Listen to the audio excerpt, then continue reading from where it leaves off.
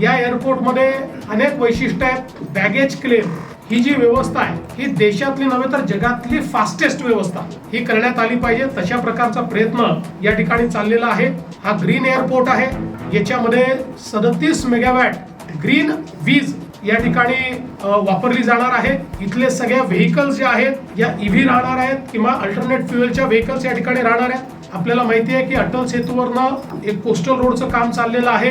एक ठाण्यावरनं थेट elevated road त्याचंही काम आता लवकरच आम्ही सुरू करणार आहोत. बॅगेज चेक इन हे शहरातच करता येईल आणि बिना बॅगेजचं त्यांना या एअरपोर्टमध्ये येता येईल अशा प्रकारच्या व्यवस्था देखील या ठिकाणी करण्यात येत आहेत. याच्या सेकंड फेज पासून संपूर्ण एअरपोर्टमध्ये आतमध्ये अंडरग्राउंड मेट्रो सारखी एक ट्रेन धावणार आहे की जी सगळ्या टर्मिनलला कनेक्ट होणार आहे. अलीकडच्या काळात आपण बघतो की काही एअरपोर्टवर 1-1 किलोमीटर लोकांना पायी चालावं लागतं, पण इथे मात्र याचं प्लॅनिंग करताना ट्रॅव्हलेटर्स दिले असल्यामुळे लोकांना अतिशय सुविधा होणार आहे. त्यामुळे मला असं वाटतं की देशातलं सगळ्यात आधुनिक अशा प्रकारचं एअरपोर्ट या ठिकाणी होत आहे. 30 सप्टेंबर किंवा त्याच्या आसपास प्रधानमंत्री महोदय ज्यावेळेस वेळ देतील त्यावेळी आपल्याला याचं उद्घाटन करता आलं पाहिजे.